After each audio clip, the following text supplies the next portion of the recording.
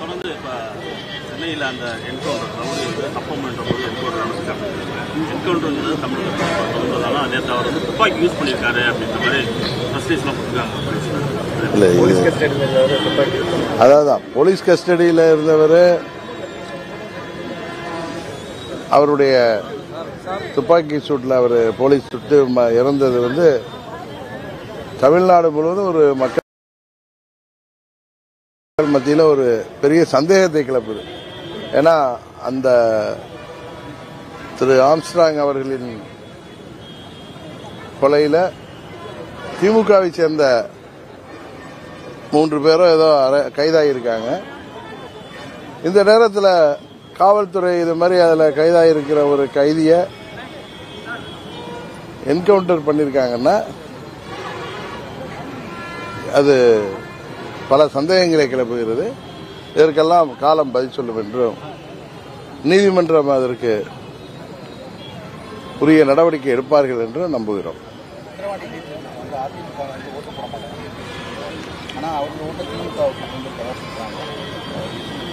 அவர் அதிமுகவுடைய பொதுச் செயலாளருங்கிற பதவியை புரட்சி தலைவர் மாதிரியோ அம்மா மாதிரியோ தொண்டர்களால் தேர்வு செய்யப்பட்டு வரல. அவர் சொல்வார் பொதுக்குழுவில் இருக்கிற நிர்வாகிகள்லாம் பொதுக்குழு உறுப்பினர்கள்லாம் தொண்டர்களால் தேர்வு செய்யப்பட்டவர்கள். அங்கே ஒன்றும் எந்த தேர்தல் நடத்தல, எல்லாம் நியமனம் தான். அது எடப்பாடி பழனிசாமி அம்மா அவர்கள் மறைவுக்கு பிறகு 2017 16 டிசம்பர் 31க்கு அப்புறம் கடைசியா நடந்தது தான் 29 ஏதோ நடந்தது தான் அம்மா அவர்களால் அம்மா அவர்கள் காலத்தில் தேர்ந்தெடுக்கப்பட்ட நியமிக்கப்பட்ட பொதுக்குழு உறுப்பினர்களால் நடத்தப்பட்டது. அதுக்கப்புறம்லாம் இவங்க நியமிச்சுக்கிட்டது தானே. அதனால அந்த கட்சியை அவர் கபலீகரம் செய்து வச்சிருக்கிறாரு. அங்க பாவம் தொண்டர்கள் இரட்டை இலை இருக்கிறது அப்படிங்கிற ஒரே காரணத்துக்காக அங்கே வேறு வழியின்றி இருப்பவர்கள் அவரை பொதுச் செயலாளராக அவர் செயல்படுகிறார். அவர் சொல்லி யாரும் கேட்கல. அங்க 82% வாக்குப்பதிவாயிருக்கு. அப்புறம் மீதி உள்ள 15% தான் அங்க அதிமுக தொண்டர்களா ஓட்டு போடாது. அதெல்லாம் அப்படி இல்லை. நான் போன கூட்டத்துக்கு அன்றைக்கு 2 ஊர்களில் நான் போய் வாக்கு சேகரிக்க சென்றேன். 2 ஒன்றியங்களில். அங்கேயே அதிமுக நிர்வாகிகள்லாம் நான் வேன்லேருந்து கீழே இறங்குறப்ப என்னை பார்த்து நான் இந்த பொறுப்பில் இருக்கேன் அப்படியெல்லாம் சொல்லி எங்களுக்கு வாழ்த்து சொன்னாங்க. நாங்கள்லாம் பாமகவுக்கு தான் வாக்களிப்போம் அப்படின்னு சொன்னாங்க. இது என்னிடம் நேரடியாக சொன்னது. அந்த ஊர் பேர் 2வது பாயிண்ட், முதல் பாயிண்ட் நியமமா ஏதோ ஒரு இடத்துலயோ 2 இடங்கள்ல பேசணும். நெம்மூர் இன்னொன்னு அதான். இந்த 2 பாயிண்ட்லயுமே நிறைய ஏடிஎம்கே நிர்வாகிகள் எல்லாம் தேர்தல் இல்லாதனால அவங்க வந்து அங்க பாமக கூட்டத்திலே வந்து கலந்துக்கிட்டாங்க. இதுதான் உண்மை.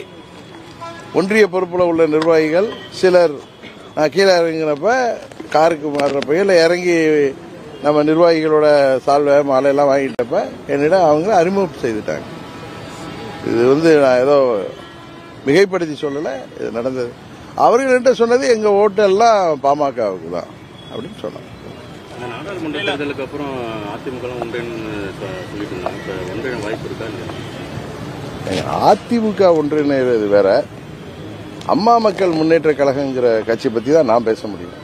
ஏன்னா இந்த அம்மா மக்கள் முன்னேற்ற கழகம் தொடங்கப்பட்ட போது என்ன காரணங்களுக்காக எந்த சூழ்நிலையில் நாங்க அம்மா மக்கள் முன்னேற்ற கழகம் தொடங்கினோமோ அந்த காரணங்கள்ல எந்த மாற்றமும் இல்லாம ஒரு சுயநல நபர்கிட்ட, ஒரு பதவி வெறியர்கிட்ட, ஒரு துரோக சிந்தனை உள்ளவர்கிட்ட அந்த கட்சி இன்றைக்கு மாட்டிக்கிட்டு இருக்கிறப்ப நாங்க அந்த கட்சியில இணையணும்னு கேட்கிற கேள்வியே தப்பு. அதே நேரத்தில் நான் அன்றையிலிருந்து சொல்லி வர்றது, முதல் நாள்ல இருந்து சொல்லி வர்றது, அம்மாவின் உண்மையான தொண்டர்கள் அனைவரும் ஒன்றிணைந்து அம்மாவின் கொள்கைகளை, லட்சியங்களை தொடர்ந்து தமிழ்நாட்டில் எடுத்துச் செல்லணும் அப்படிங்கிறது தான் எங்களுடைய நிலைப்பாடு. அதனாலதான் அம்மாவுடைய திருவுருவப் படத்தை தாங்கிய கொடியை அம்மாவின் பெயர்ல கட்சி ஆரம்பிச்சு அம்மாவின் கொள்கைகளையும் லட்சியங்களையும் நாங்கள் தொடர்ந்து கடைபிடித்து வருகிறோம். இன்றைக்கு எங்களால் தேர்தலில் வெற்றி பெற முடியாமல் போயிருக்கலாம். ஆனால் எங்கள் லட்சியம் பயணம் என்றைக்கும் தொடரும். வருங்காலத்தில் உறுதியாக நாங்கள் வென்றெடுத்து அம்மாவின் லட்சியங்களை தமிழ்நாட்டில் கொண்டு செல்வோங்கிறது தான் எங்களுடைய நிலைப்பாடு. அதில் நாங்கள் எங்களது இறுதி சுவாசம் உள்ளவரை போராடுவோம். சட்டமன்ற தேர்தல் வந்து இப்ப அதிமுக வந்து நாம் தமிழர் கட்சியோட கூட்டணிக்கு சம்மதம் தெரிவிக்கிறார். எனக்கு அதை பத்தி தெரியல. மற்ற கட்சிகள் கூட்டணியை பத்தி நம்ம பேசுறோம். தேசிய ஜனநாயக கூட்டணியை பற்றி கேளுங்க, நான் பதில் சொல்றேன். தொடர்ந்து வலியுறுத்துறாரு. அதாவது தேர்தல் தோல்வி இபிஎஸ் வந்து அந்த ஆலோசனை கூட்டத்தில் கூட எல்லாமே ஒன்றிணைந்துதான் இந்த வரக்கூடிய 2020 தேர்தலுக்கு பண்ண முடியும் அப்படின்ற மாதிரி ஓபிஎஸ் அவரும் வந்து தொடர்ந்து வந்து வலியுறுத்திட்டே இருக்காரு. ஆனா அவங்க தரப்புல இருந்து எந்த அதாவது சொல்றாரு, தூங்குற மாதிரி நடிக்கிறவங்கள, சுயநலத்தில் இருக்கிறவங்க, பதவி வெறிபிடி தலைவர்களை, பணத்திமிரில் இருக்கிறவங்கள, அதிகாரம் இருந்த காரணத்தினால் பணத்திமிரால் கபலீகரம் செய்து வைத்திருக்கிறோம் என்கிற தைரியத்தில் இருக்கிறவங்கள, அந்த கட்சியை பலமீனப்படுத்தி கொண்டு வருபவர்களுக்கு கண்மண் தெரியாமல் இருப்பவர்கள் திருந்துவதற்கு வாய்ப்பு இருப்பதாக நான் கருதவில்லை.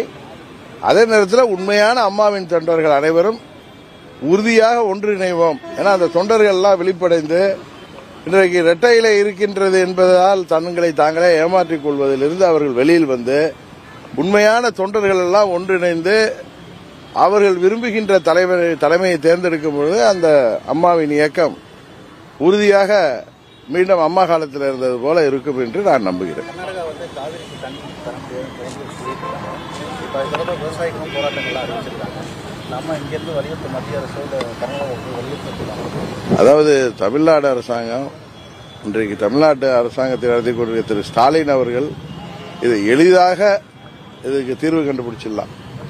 ஏன்னா அவங்களுடைய கூட்டணி திருமதி சோனியா காந்தி அம்மையாரிடமும் திரு ராகுல் காந்தி அவர்கள் மூலமும் தமிழ்நாட்டின் நியாயங்களை நம்மளுக்கு ஒன்றும் ஃபேவர் கேட்க வேண்டிய அவசியம் இல்லை. நீதிமன்றம் கொடுத்த தீர்ப்பு, நடுவர்மன்ற தீர்ப்பின்படி அவர்கள் கொடுத்திருக்கிற ஃபார்முலா படி நமக்கு தண்ணி கொடுக்கணுங்கிறத இவர்கள் வலியுறுத்தி பெற வேண்டும். அதுக்கு தானே கூட்டணி வச்சிருக்காங்க.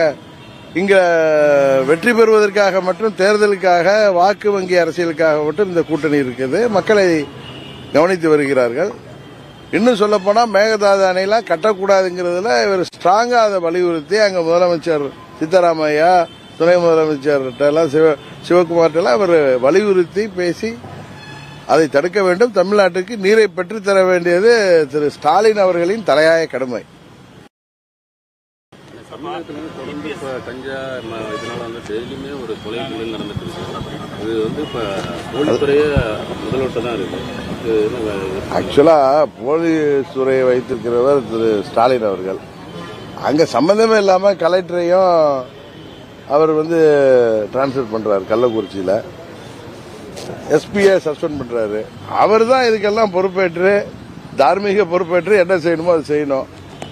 அதுக்கப்புறம் அந்த சோக நிகழ்ச்சி கள்ளக்குறிச்சி தொடர்ந்து 10 நாளே விக்கிரவாண்டி பக்கத்தில் ஒரு ஜெயராமன் ஒருத்தர் தவறினாரு கள்ளச்சாராயத்தில். இன்னும் பல சம்பவங்கள் நடந்துட்டு தான் இருக்கு. அது மாதிரி போதை மருந்து வியாபாரம், கஞ்சா வியாபாரம் தமிழ்நாடு முழுவதும் கொடி கட்டி பறக்குது. அது ஆளுங்கட்சி துணையோடு நடக்கிறதாகவே எல்லோருக்கும் தெரியும். எல்லோரும் அப்படிதான் பேசிக் கொள்கிறார்கள். அப்படி இருக்கிறப்ப இந்த ஆட்சியில போதை கலாச்சாரம் பெருகி இளைஞர்கள் எல்லாம் வேலை வாய்ப்பு இல்லாமல் போதை மருந்துக்கு அடிமையாகி கூலிப்படைகளாக மாறி வருகிறார்கள். அதான் தினம் 2 கொலை 3 கொலை நடக்குது. இதற்கெல்லாம் அந்த முதலமைச்சர் வருகின்ற தேர்தலிலாவது பதில் சொல்வார் என்று நம்புகிறோம். ஏன்னா இப்ப ஏதோ ஓட்டுக்கு 2000 3000 கொடுத்து மக்களை விலைக்கு வாங்கிவிட்டோம் என்று ஆளுங்கட்சி என்கிற காரணத்தால் மக்கள் வாக்களித்திருக்கிறார்கள். இன்னும் 1.5 வருஷத்துல ஒன்றும் மாற்றம் வரப்போது போல இவங்களுடைய. அதனால 26ல் பெரிய மாற்றம் வரும் என்கிற நாம் நம்புகிறோம்.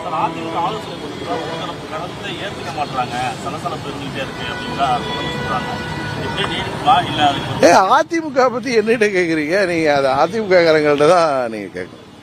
சரி.